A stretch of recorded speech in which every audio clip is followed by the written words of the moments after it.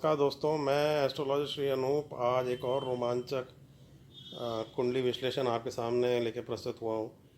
तो जैसे कि आप देख सकते हैं, ये कुंभ लगन की कुंडली है और इसका जो असेंडेंट लॉर्ड है वो शनि चौथे घर में बैठा है।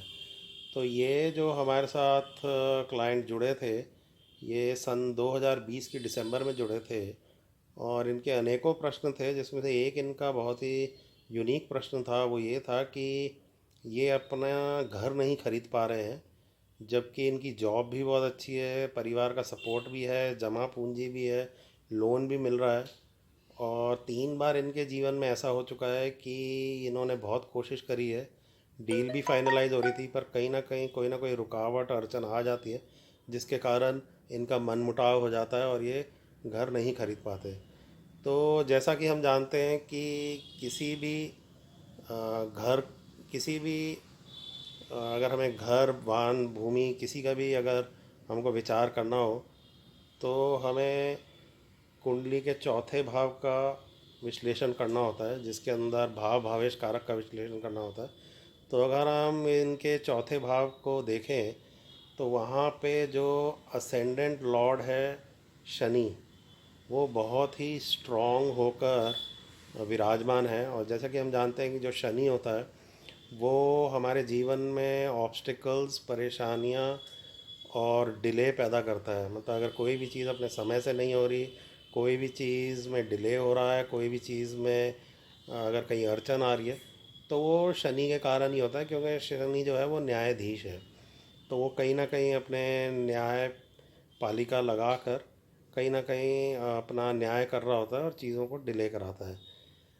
और अगर इसी कुंडली में हम देखें कि इनके चौथे भाव पर किसकी दृष्टि पड़ रही है, तो मंगल अपनी सप्तम दृष्टि से चौथे भाव को देख रहा है और मंगल 21 डिग्री का है और शनि 20 डिग्री का है। तो जो दृष्टिकोण है वो भी एक तरह से पूर्ण ही है, अराउंड 95% का दृष्टिकोण बन रहा है।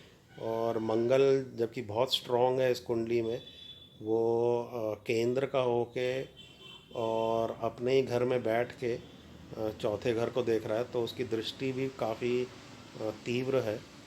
तो जैसा हम देख रहे हैं कि चौथे भाव पे दृष्टि भी मंगल की बहुत स्ट्रांग है और शनि भी वहाँ विराजमान है। अब अगर हम देखें जो इस भाव का अधिपति है वीनस, उसकी स्थिति क्या है, तो वीनस जो है वो फोर्थ हाउस लॉर्ड हो के 11th हाउस में बैठा है और अपने से षडाष्टक बना के बैठा है और अपने ही शत्रु के घर में, जुपिटर के घर में बैठा है। तो जो ये दर्शाता है कि वीनस काफ़ी वीक है यहाँ पे और उसमें इतनी पावर नहीं है।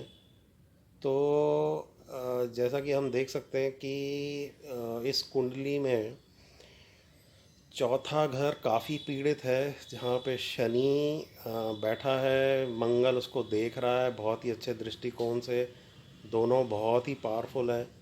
और जो अधिपति है वो काफ़ी यहाँ पे वीक है। तो हम इस निष्कर्ष में पहुँचते हैं कि इसमें जो घर बनाने का योग है वो बहुत ही ज़्यादा कमज़ोर है।